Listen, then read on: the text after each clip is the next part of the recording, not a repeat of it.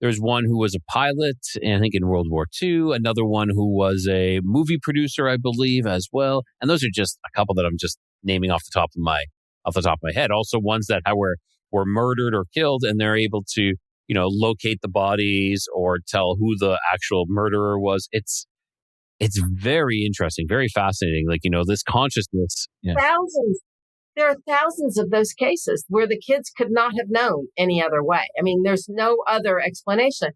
And I like what Voltaire says, like, why isn't it obvious? Like, it's the more obvious answer. It's like, why is it harder to believe that we're born more than once than to believe once? I mean, because science likes to argue about some of that, like, well, this is the right way and you have to prove me wrong. Like, goes both ways on this one, dude. Like,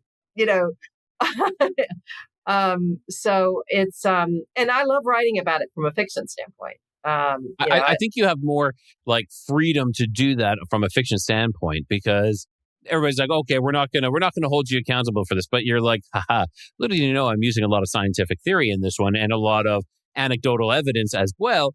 You just don't know that. This is just a love story, and but I am planting seeds as you read these books.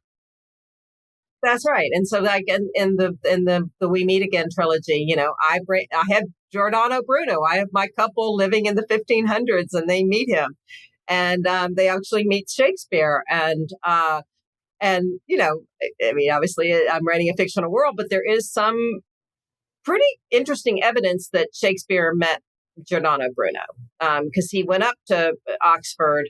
He also was friends with, and we think Shakespeare was too, with John Dee. I don't know if you knew who John Dee was, but he was a big advisor. I know who John Dee is. Yeah. He is, that is someone actually I'm doing a lot of work on here, because John Dee is kind of like the founder of the Enochian magic.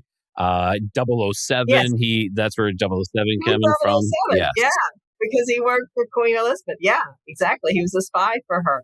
Yeah, cool dude. And so, yeah, and there's some evidence, like, and there's also some things like I'm tying in, but like, how did Shakespeare, did you know that the Montagues and the Capulets are in the Divine Comedy, in Dante's Divine Comedy?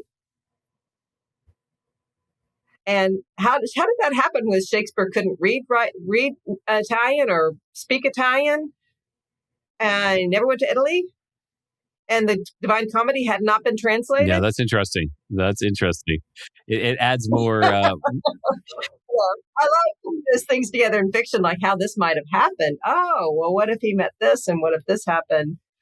So I love bringing back, and there is in Rome, it was found about 100 years ago, but an old Pythagorean, or 2,000 years earlier, Pythagorean temple that was just buried underground. There's just, so it's fun to weave in the true stuff. And like, I also kind of brought in the whole idea of, I don't know if you know the story of Francesca and Paolo. They're also in the Divine Comedy, and they're a cooler story than Romeo and Juliet. But Rodin, the kiss where they're kissing, that's Francesco and Paolo from that story. So I love weaving in, like, you can go into history and kind of weave them into your story.